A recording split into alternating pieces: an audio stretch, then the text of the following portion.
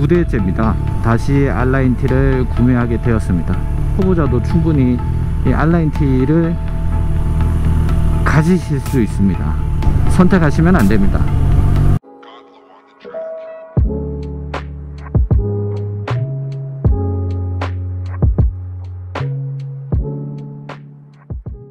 안녕하세요, 오렌지 나무입니다. 오늘은 제가 타고 있는 R9T에 대해서 소개를 좀 드리고, 제가 지금까지 탔던 이야기를 드리도록 하겠습니다. R9T는 제가 두 대째입니다. 두 대째라는 얘기는 다른 데 갔다가 다시 돌아온다는 얘기가 되겠습니다. R9T의 장점을 소개를 드리도록 하겠습니다. R9T는 BMW입니다. 사람들의 인식 속에 BMW네, 좋게 보는 경향이 있습니다. 요즘 사람들이 하차감이라는 얘기를 많이 합니다. BMW 바이크를 타면서 어디 가서도 주눅 들지 않고 하차감이 상당히 좋습니다. 두 번째는 클래식한 디자인을 좋아합니다. R9T 디자인 자체가 상당히 유니크합니다. 어디 흔한 디자인이 아니라는 거죠. 이뻐요. 디자인이라는 면이 바이크를 선택하는 데 있어서 상당히 큰 부분을 차지하는 것 같습니다. 바이크를 선택한다면 제일 먼저 보는 게 디자인을 보고 바이크를 선택하고 나와 맞는지 아닌지 판단을 한 이후에 선택을 하실 거라고 생각을 합니다. 그만큼 디자인이 중요한데, R9T는 디자인이 일단 저한테는 100%입니다. 세 번째는 이 토크감입니다. 이게 1200cc에서 나오는 토크감이 오르막 같은 경우에 이 힘이 넘쳐난다는 걸 느낄 수가 있습니다. 저도 그 힘을 다 써보지 못했고, 힘이 넘쳐나는데 당기면 나갑니다. 단 이게 스피드와 연결된 건 아닙니다. 같은 엔진을 가지고 있는 GS하고 같이 달릴 때도 보면 이게 순간 가속력은 쫓아가질 못해요. 언제 어디서든 힘은 충분합니다. 당기면 나가고 당기면 올라갑니다.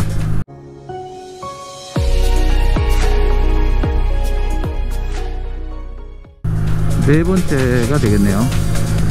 이 고동감입니다. 이 박서 엔진이 기능뿐만 아니라 성능도 개선이 되고 100년이라는 시간을 보냈습니다. 내구성 또한 이 R엔진에 대해서는 상당히 뛰어나다고 저도 생각을 하고 있습니다.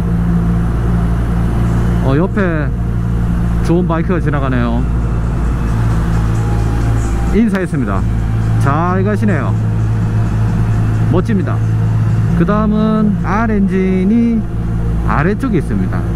다른 엔진들은 무릎 앞이라든가 무릎 바로 아래쪽에 위치를 하는데, 이 R엔진은 발 앞에 있어요.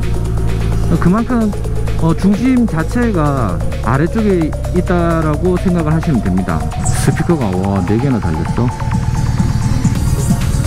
타고 있으면 오뚜기 같다는 생각을 자꾸 하게 됩니다.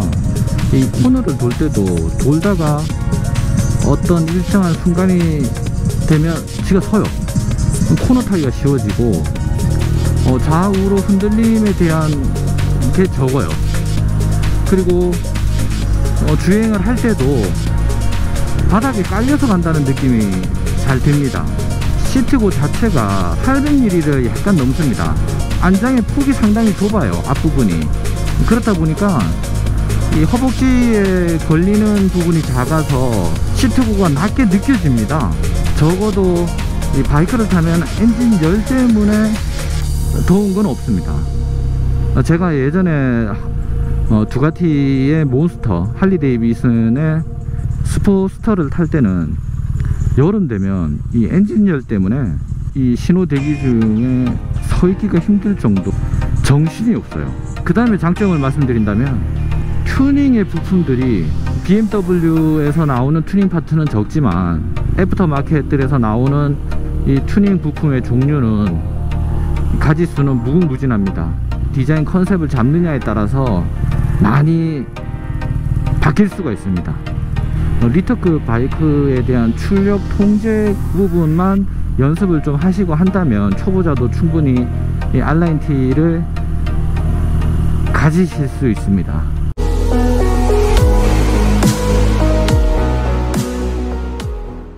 이제부터 단점을 말씀을 드리도록 하겠습니다.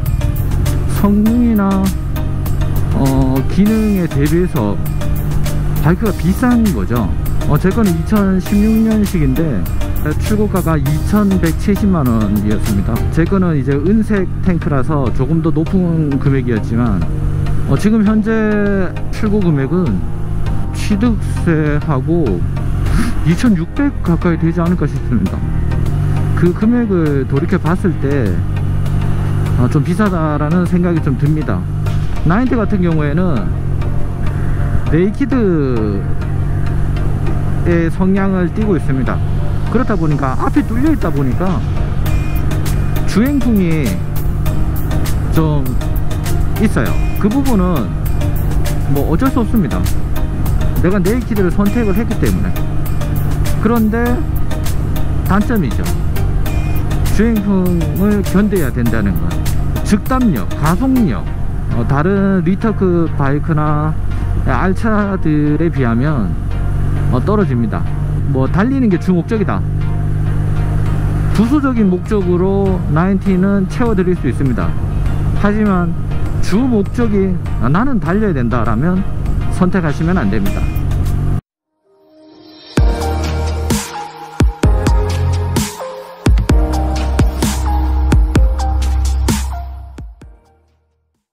그 다음에 제 거는 2016년식인데 특히 계기판 같은 경우에 기름 게이지 같은 경우에는 주유를 해야 될 때 불이 들어오는 것과 볼테이지 같은 경우는 아예 없어요.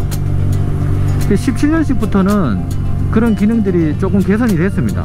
다른 바이크들에 비하면 기능들이 좀 상당히 미비합니다. 계기판이 클래식한 타입을 유지하려고 하다 보니 그런 부분들이 좀 빠졌을 거라고 생각을 합니다. 그리고 저단, 제가 다른 바이크를 지금 위에 상위에 링크가 있습니다. 한번 클릭해 보시면 제가 지금까지 탔던 바이크들이 나옵니다. 특히 1단이 기압비가 상당히 작아요. 그러니까 1단으로 출발을 하게 되면 바로 2단을 가야 됩니다. 그 거리감이 상당히 좀 좁아요.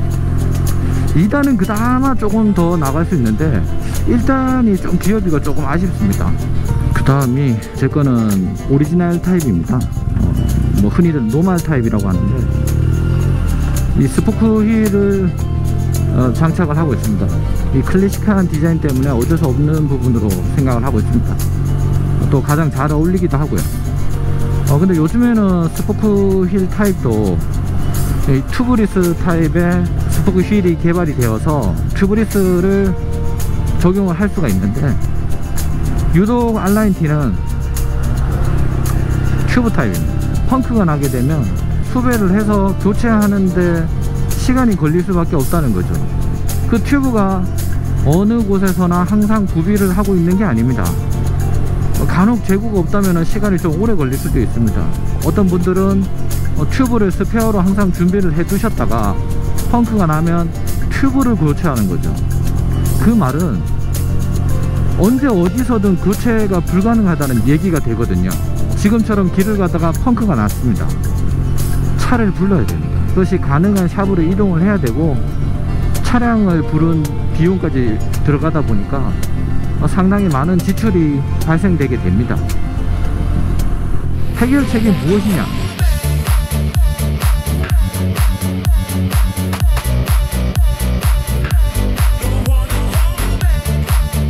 해결책이 무엇이냐? 튜브리스로 개조를 합니다. 그 스포크 휠이 그쪽으로 바람이 나올 수가 있는데 그 부분을 테이핑해서 막습니다.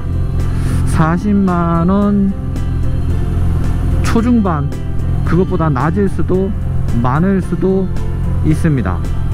대략 한 2일에서 3일 정도 걸립니다. 이게 작업이 상당히 좀 까다롭고 힘들더라고요. 이 작업을 하고 나면 바람이 일정 기간이 지나니까 새더라, 뭐 그런 말씀 하시는 분들이 있는데 저는 두 대 다 튜브리스 작업을 했는데 몇 년 동안 아무 문제 없습니다. 이번에 타는 거 한번 지렁이로 때웠습니다. 제가 들고 다니거든요. 제가 때우고 제가 바람 넣어서 타고 다닙니다. 아주 간단하죠. 무엇을 선택하실지는 본인이 선택하시면 됩니다. 제가 다시 90를 산다면 제일 먼저 튜브리스 작업을 할 겁니다. 그 다음에 단점이 엔진 오일을 먹습니다. 이 부분은 R엔진의 특성입니다. 그래서 주기적으로 엔진 오일량을 체크를 해주시고 보충해가면서 타시면 됩니다. 보통 한번 엔진 오일을 바꾸게 되면 그러면 남는 것들이 있거든요. 그걸 항상 구비를 해 놓으셨다가 한 번씩 보시고 모자란 부분들을 보충을 해주시면 됩니다. 이게 내게 그런 게 아니라 모두 그런 겁니다. 그 다음에 배터리가 기름통 밑에 있어요. 그래서 배터리를 바꾸려면 기름통을 드러내야 됩니다.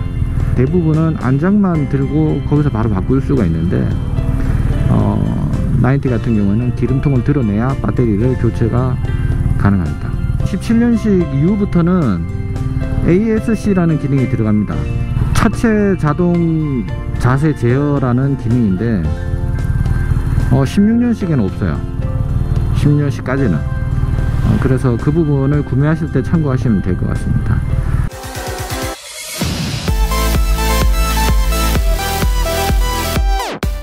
그 다음에 스텝 위치가 조금 애매합니다. 그 애매하다는 게 앞에 엔진이 있다 보니까 약간 좀 무릎을 많이 굽혀야 되는 스텝이에요. 이게 불편하고 그런 건 아닙니다. 그냥 타시다가 보면 적응이 되고 문제는 없습니다. 그냥 좀 아쉬울 뿐인 거죠. 약간 뒤쪽에 있으면은 더 좋지 않았을까라는 생각이 듭니다. 그리고 저 같은 경우에는 자가정비를 좋아합니다. 기본적으로 다 하고 있습니다. 타이어 교체 이런 거는 사실 좀 힘들고요. BMW다 보니까 이제 별렌치 위주로 되어 있고 그래서 새로운 공구를 좀 준비를 하셔야 됩니다. 그리고 마지막으로 서비스 센터. 지금 BMW 오너라면 저와 같은 생각을 가지신 분들이 많을 겁니다. 왜 서비스 센터라고 하느냐, 겪어보셔야 됩니다. 부산에 있고 부산에 살지만 안 갑니다. 저만 그런 거 아닙니다. 이상입니다. 바이바이.